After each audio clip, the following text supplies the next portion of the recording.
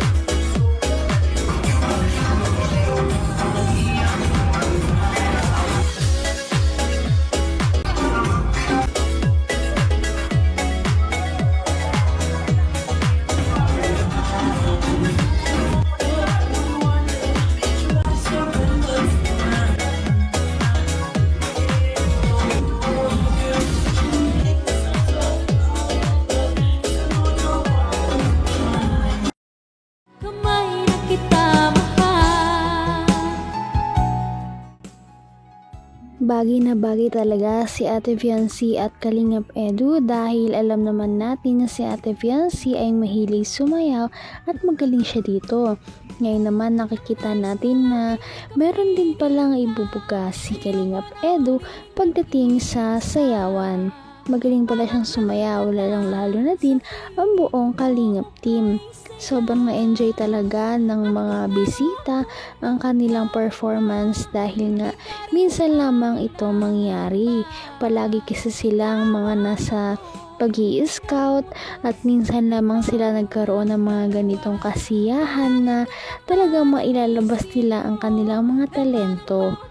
Alam ng lahat na marunong din naman kumanta si Kalingap Edu, ngunit ang pagsayaw, ngayon lamang ito nasaksihan ng nakararami.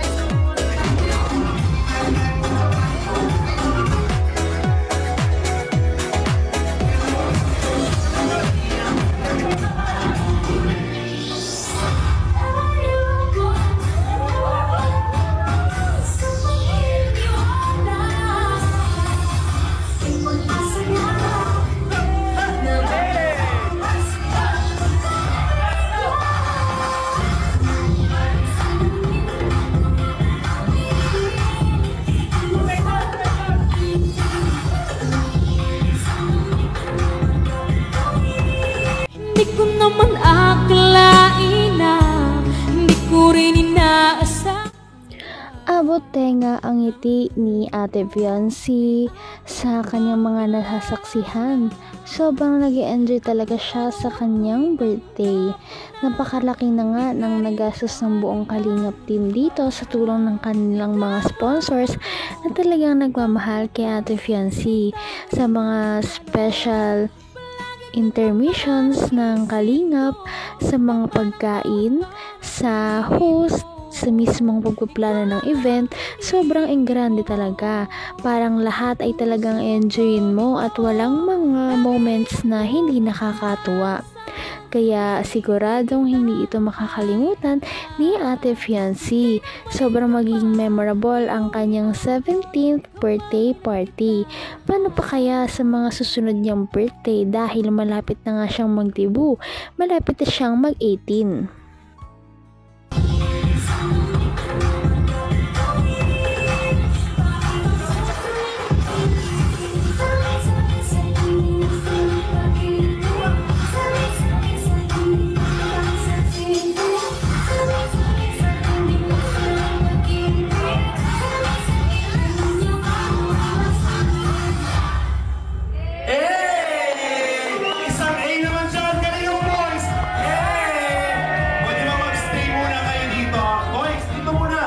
Grabe! Alam niyo po ba, isang gabi lang po nilang pinagpraktisan. At dahil dyan, ang gwapo, ang sasarap sumayaw, naramdaman ko bumabla po talaga ako. Kaya I deserve. Diyan si baka naman. Ako lang, group hug naman tayo dyan! Wait lang, aray ko. Sabi ko, group hug, hindi nang babato.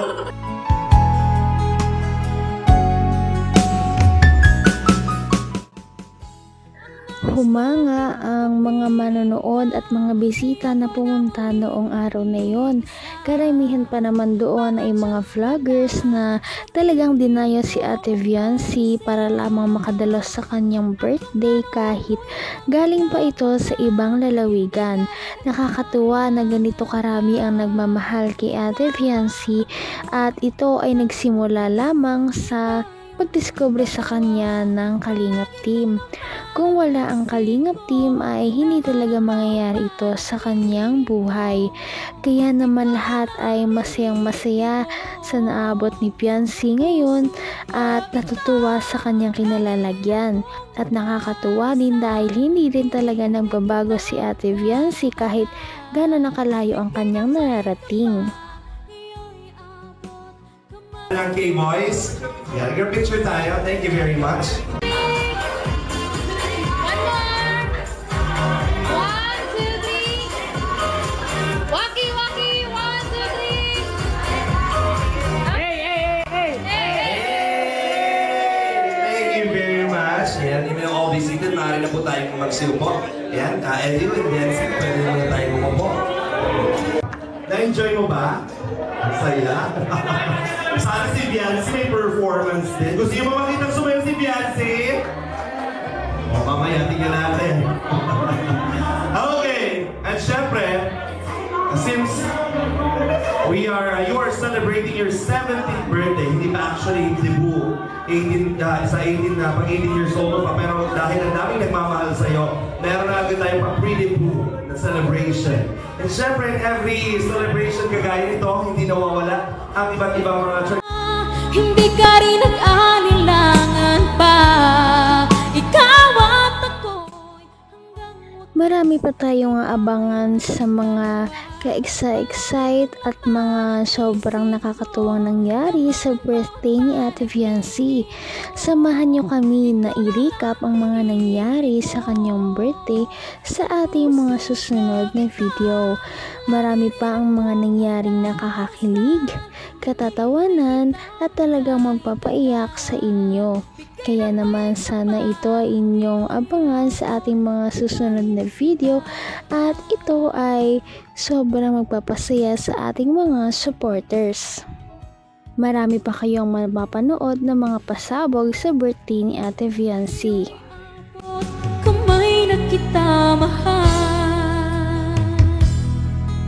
Ngayon'y Kaya naman, sana ipatuloy natin silang suportahan at mahalin si Fiancé, si Kalingap Edu at ang Kalingap Team.